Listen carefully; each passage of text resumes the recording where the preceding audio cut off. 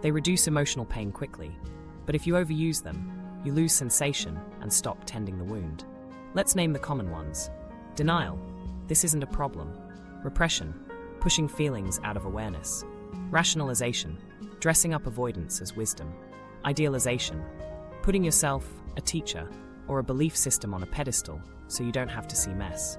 Devaluation. Flipping to all bad, when reality disappoints the pedestal. Projection. Exporting what you can't face in yourself onto someone else. You're the angry one, while your jaw is locked. When spiritual language is layered on these, the defenses become harder to call out because they sound virtuous. Now, the narcissistic twist.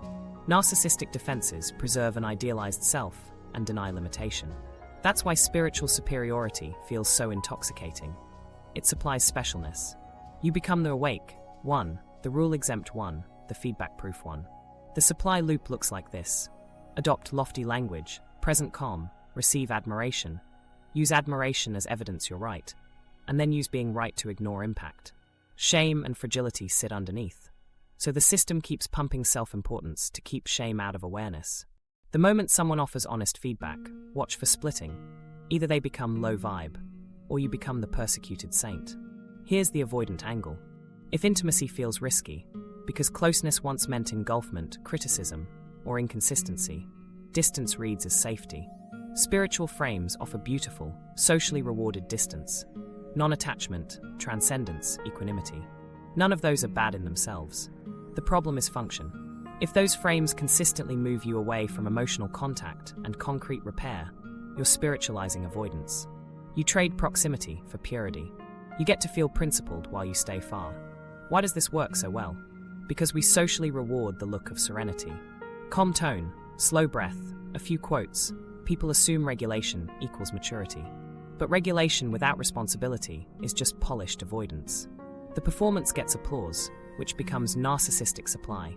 That supply then fuels more avoidance, because admitting fault risks losing your special status. See the loop? Let me show you how idealization and devaluation drive bypass cycles. Early on, you idealize the teacher or the path. This community is pure truth. That ideal lets you outsource judgment. When reality intrudes, someone gets hurt, money goes missing. You face a choice: integrate complexity or protect the ideal. Devaluation is the quick fix. They're jealous, they're not ready, they're stuck in ego. The split preserves specialness and keeps shame off your doorstep. Meanwhile, repair never happens. The thing most people miss is how rationalization glues the whole thing together. Rationalization is the voice that explains your avoidance as moral clarity. I'm choosing peace becomes a catch-all that covers stonewalling. Karma will handle it, covers not apologizing. I'm staying in my lane, covers abandoning a commitment. The reason this glue is strong, it's partly true. Peace matters. Karma, responsibility, and lanes all matter. But half-truths used to dodge contact become whole problems. If you remember nothing else about defenses, remember this. Every defense solved a real problem at the time it formed. Avoidance protected you from chaos. Grandiosity protected you from shame. Denial protected you from overwhelm. Respect the function, and then update the strategy. Adult relationships need flexibility, not totalistic shields. Okay, how do you spot this under the hood in real time? Watch for immunity from feedback. Give one specific, behavior-based note, and see what happens. Do they translate it into moral terms? You're negative, you're projecting, you're attached, instead of addressing the behavior? That's a defense. Watch for entitlement hiding in purity. Special rules, chronic lateness reframed as flow, commitments treated as optional because spirit moved. Check for empathy gaps. Can they reflect the other person's reality without diluting it with teachings? Here's a micro-story. A client kept saying, "I'm practicing non-attachment," whenever his partner asked for more responsiveness. He was calm, articulate, and absolutely absent. When we slowed it down, he could feel the spike of panic in his chest when she texted, "Can we talk?" That panic was the real driver. Non-attachment was the respectable mask on fight or flight. Once he named the panic and practiced a 2-sentence acknowledgement before taking a pause, the relationship stabilized. The teaching didn't need to go, the defense did. And now the empowering part. Defenses aren't enemies, they're outdated software. The update is integration. Keep the capacity for calm, lose the immunity to feedback. Keep equanimity, add repair. Keep perspective, add specificity. The moment you can say, here's where I defended, here's the impact, here's what I'm changing, you're moving from bypass to growth. Once you spot the defenses, the patterns in relationships jump out. How bypass shows up in language, receipts matter. Let's get precise, because receipts live in words. Bypassing hides in phrases that sound noble but dodge contact. You'll hear low vibe, you attracted this, that's your story, I'm staying in my truth. I don't do conflict, I'm protecting my peace. I released you with love. The content looks spiritual. The function is distance without dialogue. Here's the thing most people miss. The problem isn't the phrase, it's what the phrase replaces. If protecting my peace replaces, I need a 24-hour pause and I'll call you tomorrow at 5. That's avoidance. If I'm staying in my truth replaces, I said I'd be there and I wasn't.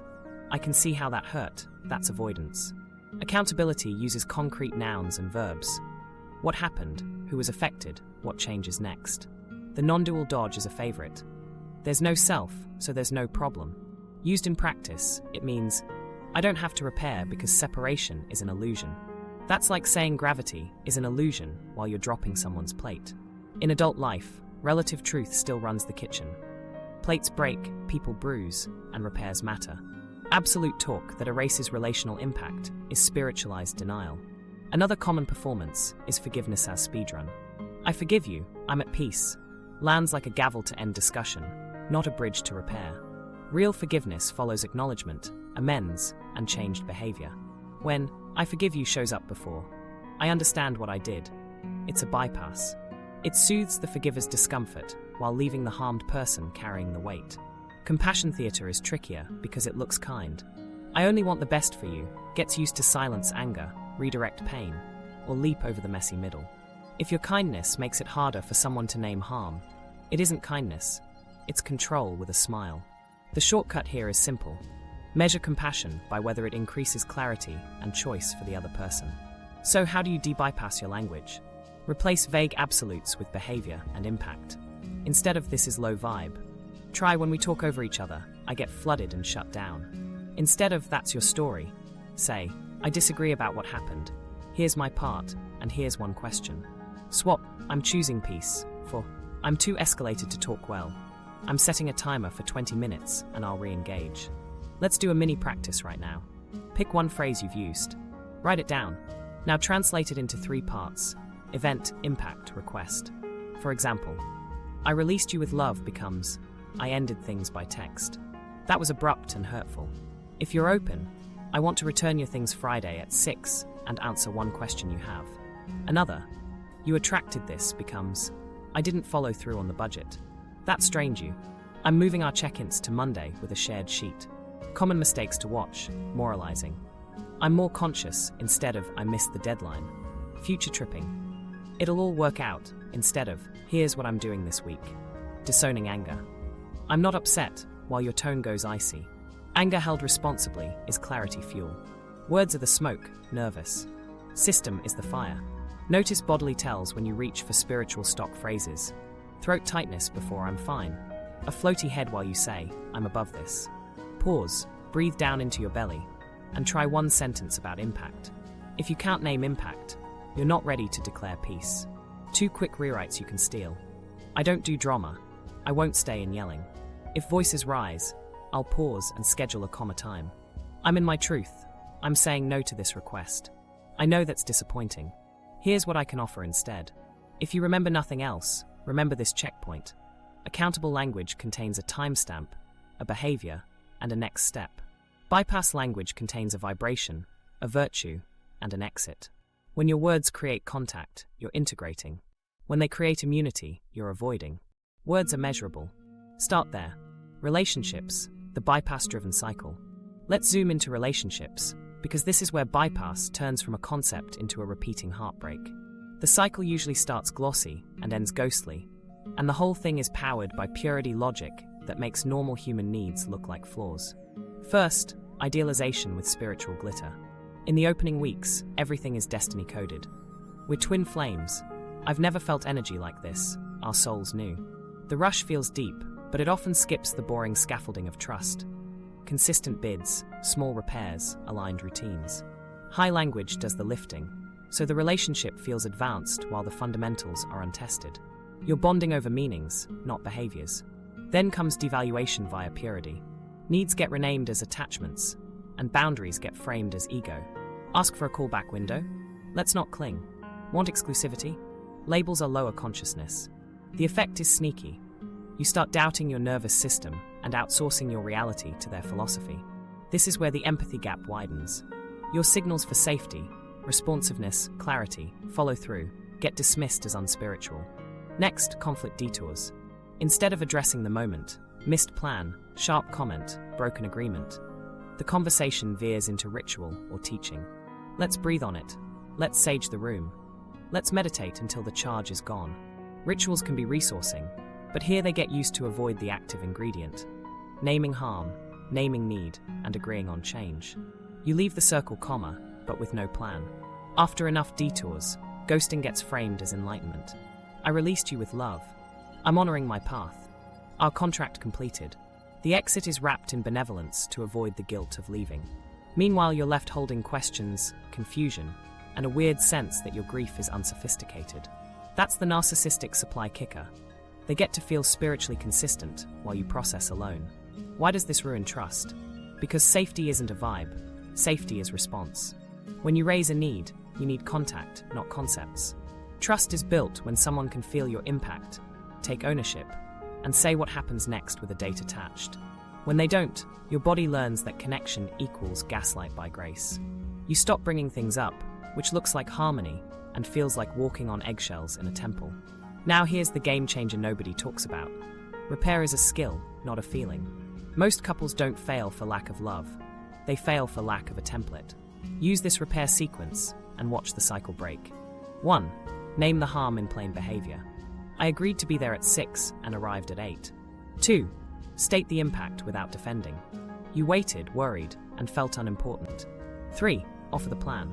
I'm putting our plans in my calendar with 2 alerts, and if I'm running late, I'll text before it's late. 4. Ask for a response. Is there anything I missed, or another repair you need? Now, how do you spot the difference between growth discomfort and bypass pain, so you don't overcorrect into constant confrontation? Growth discomfort has contact and direction. You feel stretched, but you know what you're trying to build together. There are check-ins, timestamps, and small wins that show up in daily life. Better mornings, fewer dropped balls, more laughter after conflict. Bypass pain isolates and confuses. You ask simple questions and get koans back. The outcomes stay chaotic while the words stay serene. Let me give you a quick composite story. A couple came in with a pattern. He'd disappear for days to find center, she'd spiral. Then they'd reconnect through long meditations and declarations of choosing love. No changes followed. We swapped the ritual for a boundary and a repair. He committed to a 24-hour maximum pause with 1 text. I'm flooded. I'll call at 5 tomorrow. She committed to not escalating in the pause. In 3 weeks, fights shortened, trust rose, and the meditation became a resource instead of a replacement. Same tools, different function. Common detours to watch. Telling someone their need is from childhood, and therefore invalid today. Past origins don't cancel present needs. Using I don't do conflict as a shield. Adults don't get to opt out of repair if they opt into intimacy. Treating chemistry as compatibility. Spark is great. Schedules and values are glue. Here's a boundary script for when purity logic shows up. I'm hearing that labels feel limiting. I'm looking for exclusivity because it's how I do safety. If you don't want that, I'll step back. If you do, let's define what exclusivity means by Friday. Notice, no moralizing, just clarity and consequence. And since we're on consequences, here's your repair template again. Simple enough to memorize. Name the harm, state the impact, offer the plan. Add one more step if it's recurrent, audit. Let's check in next Sunday for 5 minutes to see if the plan worked. That audit closes the loop, so repair isn't just vibes.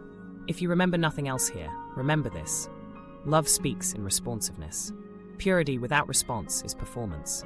Replace the pedestal with a calendar, the mantra with a micro-commitment, and the cycle breaks. Spot the difference. Growth work versus bypass, decision matrix. Let's make this practical.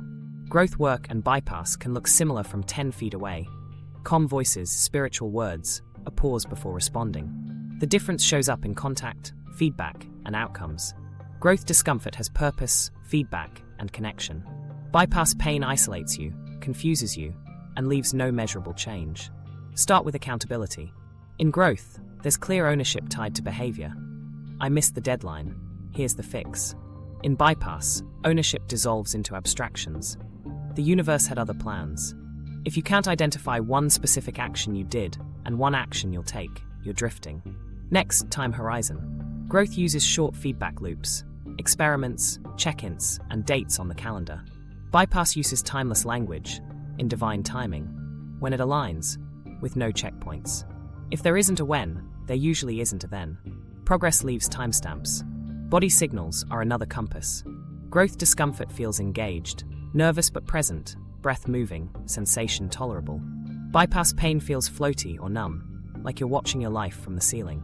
If you keep needing to dissociate to get through a conversation, you're not integrating, you're escaping. Impact on others is the tiebreaker. Growth increases other people's clarity and choice. They know what to expect from you next Tuesday. Bypass leaves others guessing, while you feel spiritually consistent. If your inner peace depends on someone else holding all the uncertainty, that's not peace, it's projection with incense. Here's the shortcut nobody teaches. Look for residue. Progress leaves residue in daily life. Smoother mornings, repaired agreements, new defaults under stress. Bypass leaves pristine ideas and chaotic outcomes.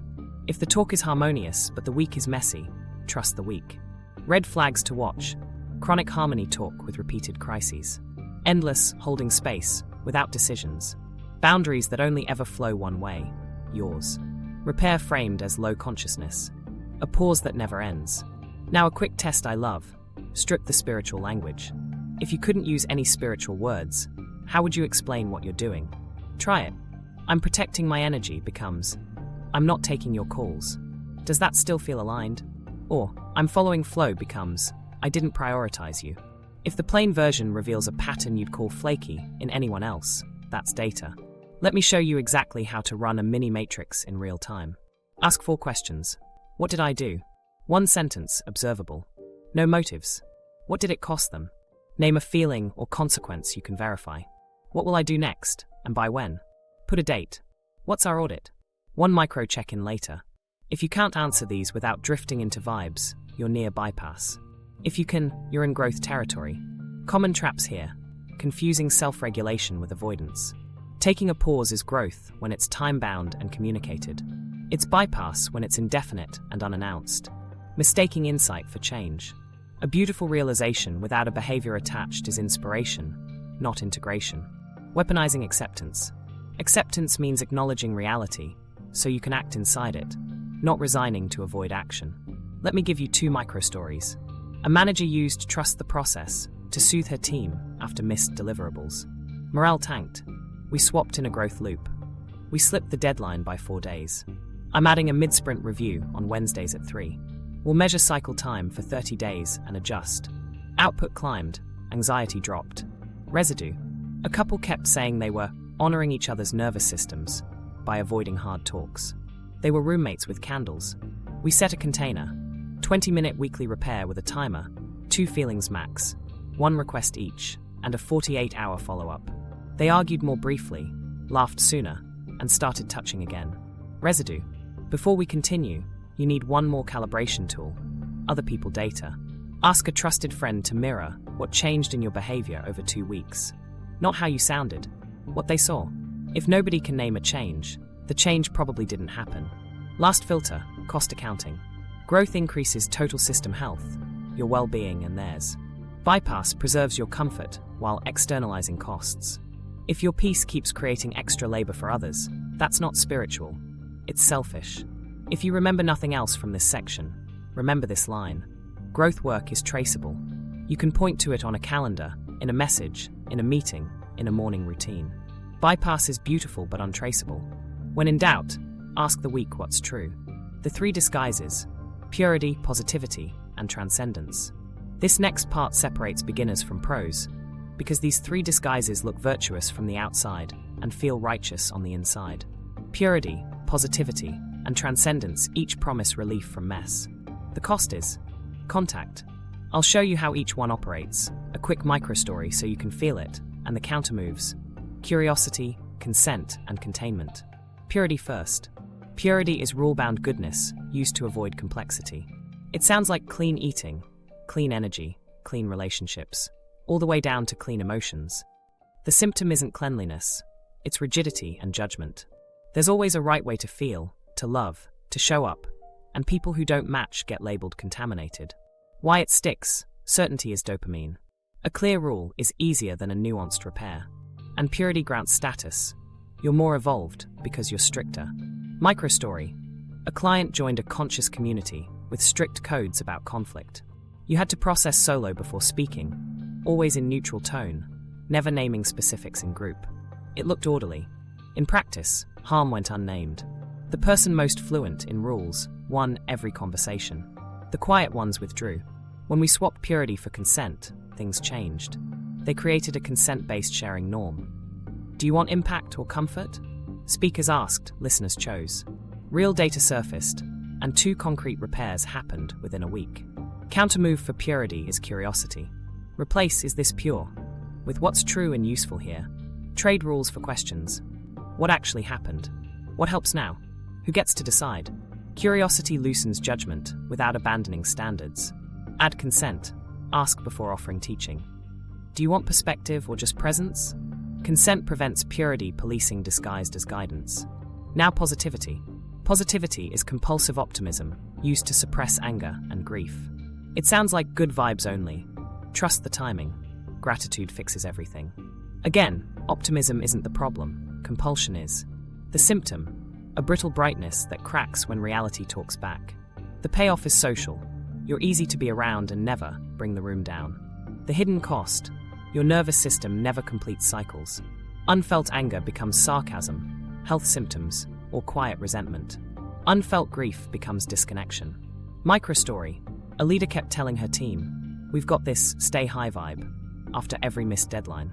The team stopped sharing risk early. When we allowed anger and grief a lane, 10-minute debrief, 2 feelings max, 1 ask. Positivity stopped being a lid and started being a resource. The room got heavier for a minute and lighter for the month. They met 2 sprints on time because people named obstacles while they were still solvable. Countermove for positivity is containment. Give tough emotions a clear container so they don't flood or vanish. Try 2 minutes to name what sucked, 1 minute to name what will do. In relationships, I want 10 minutes to be angry about what happened yesterday. No fixing. Then I'll ask for one change. Containment lets emotion complete without taking over.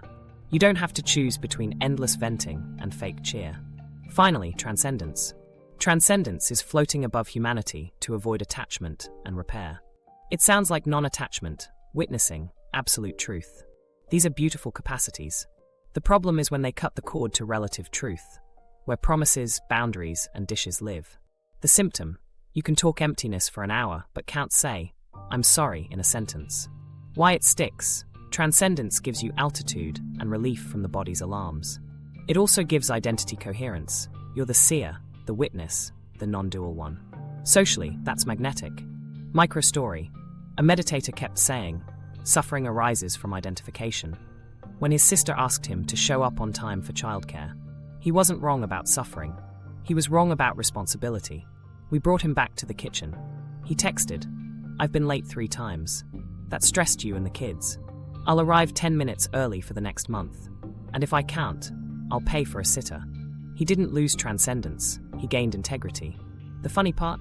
His sits got deeper after he repaired, because his nervous system stopped bracing for the next confrontation. Countermove for transcendence is consent plus containment.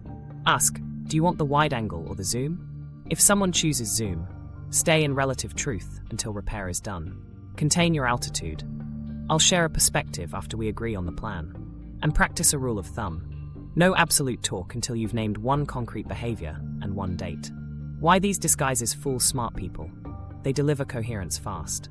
Purity gives a rule, positivity gives a feeling, transcendence gives a frame. Together they form an identity that feels stable, admirable, and safe. But if your stability requires silencing feedback, your safety rests on other people doing the emotional labor you're avoiding. Here are 3 quick switches to test today. Purity to curiosity. Is this pure? What would make this 10% better for both of us by Friday? Positivity. To containment. Let's stay high vibe. Let's do a 5-minute gripe, then pick one fix. Transcendence to consent. There's no self. Want a big picture take, or should I just own my part and plan a repair? If you remember nothing else here, remember this. The real flex isn't purity, positivity, or transcendence. It's flexibility, being able to feel, to think, to choose, and to repair. Before we go deeper, here's the 30-second exposure test that makes bypass crack. The 30-second exposure test. Do you bypass? Let's run the exposure test.